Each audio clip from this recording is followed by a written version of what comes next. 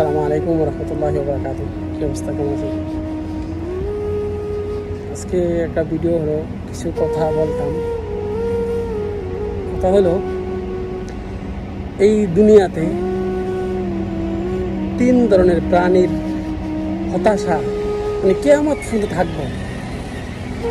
হতাশা, প্রথম যে প্রাণীটা হলো, এটা হলো আপনার পিঁপড়া। দেখবেন পিঁপড়া একটা প্রাণী, কিন্তু খুব ছোট।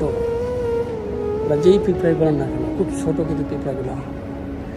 দেখবেন পিঁপড়ার যে গড়টা আছে, ওর গড়টা কিন্তু খুব ছোট, কিন্তু ও যদি একটা খাবার দেখে, ওর গড় যা তার থেকে অনেক বড়, সেটা নেওয়ার জন্য কিন্তু হতাশ, মানে প্রেশানিক থাকে।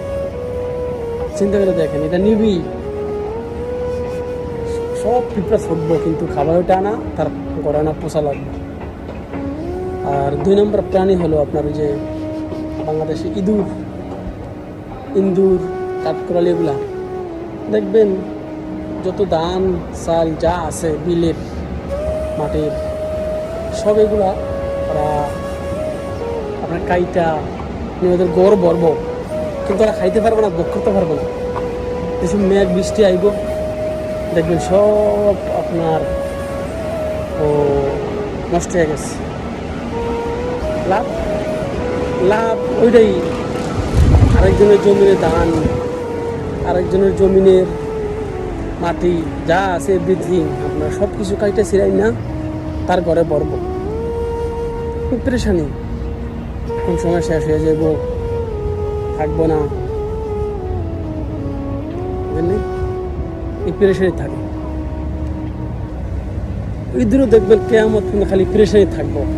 তার লাগবে 1 কেজি আইন, 10 কেজি আইন না মনে তার ঘরে বুঝাই করে রাখবে।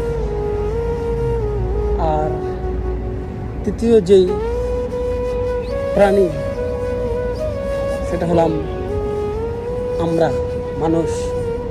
আমি, আপনি, সবাই আমরা খুব পেরেশানি থাকবো। আমার একটা ঘর আছে, আরও একটা ঘর বানাবো।